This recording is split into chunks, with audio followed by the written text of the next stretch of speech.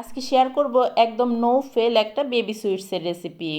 এই রেসিপিটা দেখে যদি আপনি বেবি সুইটস বানান তাহলে কিন্তু ফেল হওয়ার কোনো চান্সই নেই। এতটা সহজ করে এই রেসিপিটা দেখিয়েছি যে কোনো বাচ্চাও একবার দেখলেই বানিয়ে নিতে পারবে। আর মাশাল্লাহ, রেসিপিটা দেখেই বুঝতে পারছেন আমার রেসিপিটা কতটা পারফেক্ট হয়েছে। আর আমি একটু ভিতরে ভেঙে দেখাচ্ছি ভেতরটাও কতটা বেশি রসালো হয়েছে মাশাল্লাহ। তো চলুন কথা না বেরিয়ে রেসিপিটা শুরু করে দেই। এখানে দেখেন আমি একটা বোলের মধ্যে নিয়ে নিচ্ছি 1 কাপ গুঁড়ো দুধ। এখন এই গুঁড়ো দুধের সাথে দিয়ে দিচ্ছি 3 টেবিল চামচের মতো ময়দা। অবশ্যই এখানে ময়দাটা দেওয়ার চেষ্টা করবেন, আটা দিলে কিন্তু রেজাল্ট অত ভালো আসে না। তারপর আমি এখানে দিয়ে দিচ্ছি 1/2 চামচের চেয়েও কম বেকিং পাউডার। অবশ্যই কিন্তু এখানে বেকিং পাউডার দিতে হবে, বেকিং সোডা দেওয়া যাবে না। এখন এই শুকনো উপকরণগুলো খুব ভালো করে হাত দিয়ে মিশিয়ে নিচ্ছি। তো এখানে আমি শুকনো উপকরণগুলো খুব ভালো করে মিশিয়ে নিয়েছি। তারপর আমি এখানে 2 টেবিল চামচের মতো রান্নার তেল দিয়ে দিচ্ছি। আপনি চাইলে কিন্তু এখানে ঘি অথবা বাটারও দিতে পারবেন, কোনো সমস্যা নেই। এখন এই তেলের সাথে সব উপকরণ খুব ভালো করে মিশিয়ে নিতে হবে। তো এই কাজটা একটু সময় নিয়ে করবেন যাতে তেলটা খুব ভালোভাবে মিশে যায়, তাহলে কিন্তু মিষ্টির ডোটা খুব সুন্দর হয়, একদম সফট হয়, হাতে আর আঠালোভাবে লেগে আসবে না। আর এই তো দেখেন সব কিছু কিন্তু আমি খুব ভালো করে মিশিয়ে নিয়েছি। তারপরে এখানে দেখেন একটা কাপের মধ্যে একটা ডিম আমি ভেঙে রেখেছিলাম। এখন একটা কাঁটা চামচের সাহায্যে ডিমটাকে খুব ভালো করে ফেটিয়ে নিচ্ছি। তারপর আমি এখানে অল্প অল্প করে ডিম ঢেলে একটা ডো বানিয়ে নিচ্ছি। অবশ্যই কিন্তু ডিমটা একেবারে ঢেলে দেওয়া যাবে না, তাহলে কিন্তু বেশি হয়ে যেতে পারে।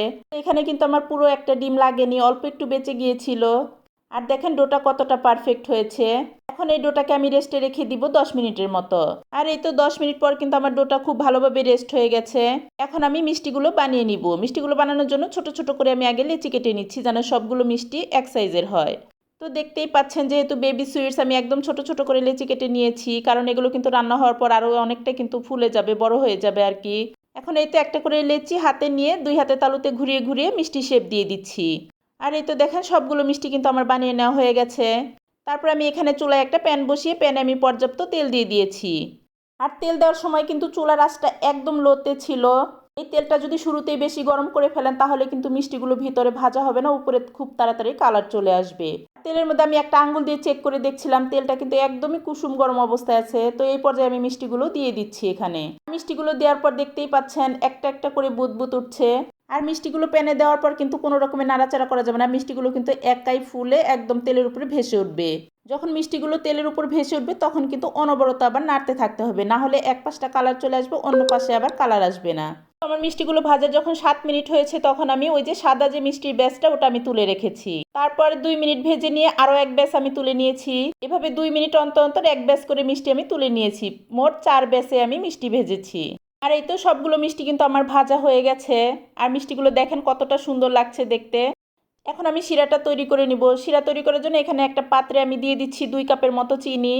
আর দিয়ে দিচ্ছি 3 কাপ পানি। তো পানিটা দিয়ে আমি প্যানটা চুলায় বসিয়ে দিলাম। এখন এই শিরাটাতে একটা বলক তুলে নিব।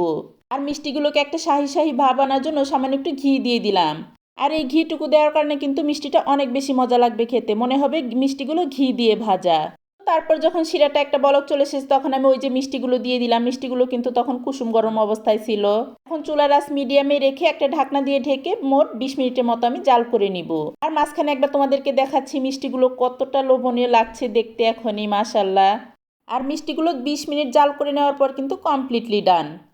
এখন আমি মিষ্টির চুলাটা অফ করে এটা আমি সারা রাত্রের জন্য এভাবেই ঢাকনা দিয়ে ঢেকে রেখে দিব। তারপর সকালবেলা তোমাদেরকে দেখাচ্ছি মিষ্টিগুলো মাশাআল্লাহ রস খেয়ে কতটা টইটম্বুর হয়ে আছে। তো কি আর করব, দেখেই তো লোভ সামলাতে পারছিলাম না, টুপ করে কয়েকটা খেয়ে নিলাম। আর এখন একটু তোমাদের সামনে পরিবেশন করে দেখাচ্ছি। মাশাআল্লাহ, আলহামদুলিল্লাহ, দেখো কতটা লোভনীয় লাগছে, তাই না? তো আমার রেসিপিটা কেমন লেগেছে তোমাদের কমেন্টে জানিও। আর আমার ভিডিওটা যদি ইউটিউব চ্যানেল থেকে দেখে থাকো তাহলে একটা সাবস্ক্রাইব করে দিও প্লিজ। আর যদি ফেসবুক পেজ থেকে দেখো তাহলে একটা ফলো দিয়ে দিও। তো সবাই ভালো থেকো, আল্লাহ হাফেজ।